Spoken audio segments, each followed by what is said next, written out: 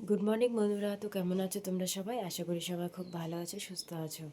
তো আমি তো মোটামুটি ভালো আছি। ঠান্ডা লেগেছে প্রচণ্ড পরিমাণে, মানে একদিন কাজ করাতে আমাকে এত পরিমাণে মাথা যন্ত্রণা ঠান্ডা যা লেগেছে আর কি বলবো। তো দেখো বাইরের দৃশ্যটা কী অবস্থা।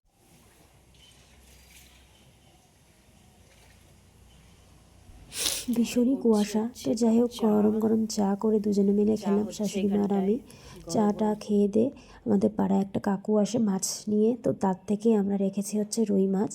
তো যাই হোক, রুই মাছ করব। আর এদিকে দেখো ছোট ছোট মায়া মাছ, পুঁটি মাছ ছিল, সেটাও রান্না করব। এই মাছ দিয়েছিল একটা কাকা, তো এতগুলো দিয়েছে, প্রায় 700 মতো মাছ।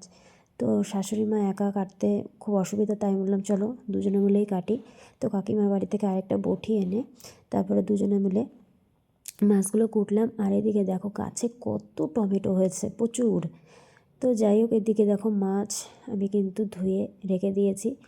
আর এদিকে সব যা যা রান্না করব তাই সব কিছু কেটে কুটে সব কিছু রেডি করে নিয়েছি রান্নাঘরে।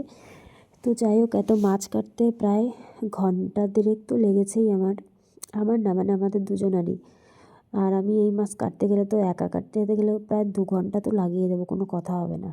তো যাই হোক, ছোটো মাছ খেতে তো ভালো লাগে, কিন্তু দুঃখের বিষয় এটাই, কাটতে করতে ঝামেলা। কিছু করার নেই, কিছু খেতে গেলে তো একটু কষ্ট করাই লাগবে বলো।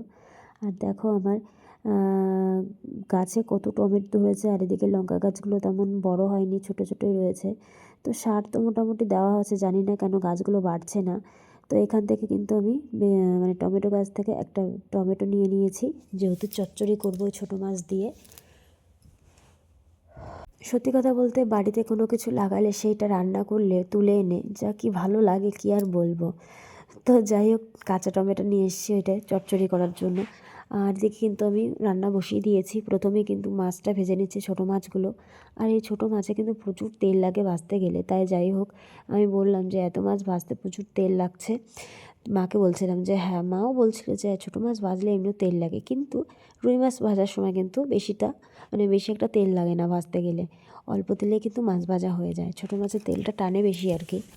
তো যাই হোক, প্রথমে আমি বসিয়ে দিয়েছি বেগুন আলু দিয়ে আর কাঁচা টমেটো দিয়ে ছোটো মাছ দিয়ে চচ্চড়ি করব। তো যাই হোক, আলু আর পেঁয়াজটা আমি সুন্দর করে ভেজে নিচ্ছি। আর হাতে হচ্ছে বাটবো হচ্ছে আদা জিরে রসুন, তোমার রুই মাছের জন্য। আর এদিকে দেখো চচ্চড়ির জন্য সব কিছু তো কেটেই রেখেছি। প্রথমে আলু আর পেঁয়াজটা ভেজে নিচ্ছি, তারপরে একটু ভাজা হয়ে আসলে তারপরে বেগুনটা আর সিমটা দিয়ে দেবো।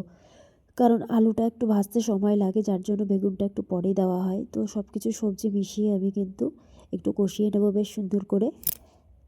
আর অনেক দিন পরে এই চচ্চড়িটা খাওয়া হচ্ছে, যেহেতু ছোটো মাছ তো নেওয়াই হয় না। আর ছোটো মাছ খেতে তো ভালো লাগে, কিন্তু ওই যে বাছতে করতে সময় লাগে আর বিরক্ত বোধ লাগে, যার জন্য নেওয়াই হয় না। তো কাকা দিয়েছিল বলে ওর জন্যই আমাদের রান্না করা, মানে মাছটা আর কি। কেনাই হতো না বলতে গেলে, কিনে ওই কে ছোটো মাছ বাছবে এই করবে ঝামেলা। তো যাই হোক, এদিকে তো মোটামুটি আমার রান্না প্রায় হয়েই গেছে। চচ্চড়ি দেখো, তো কালারটা বেশ ভালোই লাগছে, জানি না খেতে কেমন লাগবে। আর তারপরে ওই রান্নাটা হওয়ার পরে বসিয়ে দিয়েছিলাম বিটটা ভাজা করলাম। অল্প একটু বিট, যেহেতু একটা বিট ছিল বেশ বড় সাইজে, তো ভালো নষ্ট হবে, তার আগে বিটটা ভেজেই দিই। আর তারপরে বসিয়ে দিয়েছি হচ্ছে রুই মাছের ঝোল, হাতে বাটা মশলা দিয়ে, জানি না কেমন হবে। আর আমি কিন্তু লঙ্কাটা কিন্তু একদমই হাতে বাটিনি, যেহেতু হাতে ঝাল লাগবে বলে। তো যাই হোক, আমি লঙ্কাটা ফেলে দিয়েছিলাম, মানে মাঝখানে কেটে তাই দিয়েছিলাম। আর যাই হোক দেখো, একদম সিম্পল তরকারি, আদা জিরে বাটা দিয়ে।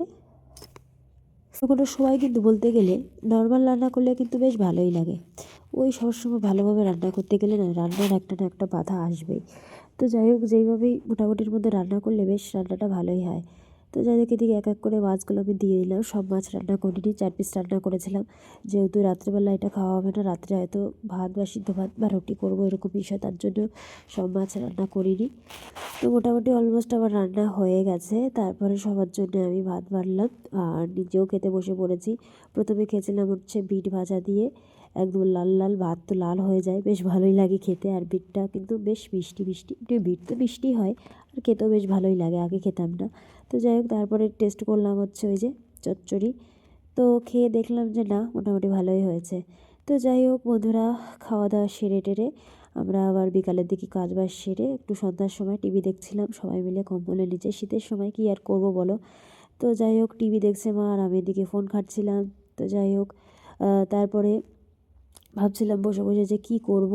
হট করে একটু চলে গেলাম রাস্তা, মানে আমাদের জায়ের বাড়ির পাশেই দেখছি সবাই আগুন মানে তোমার করেছে। তো সবাই শীতে এইটা করছে, আমি একটু খানিকক্ষণ বসেছিলাম। আর বাইরের দৃশ্যটা কি বলবো, এত ঠান্ডা বাইরে, কিছু বলার নেই।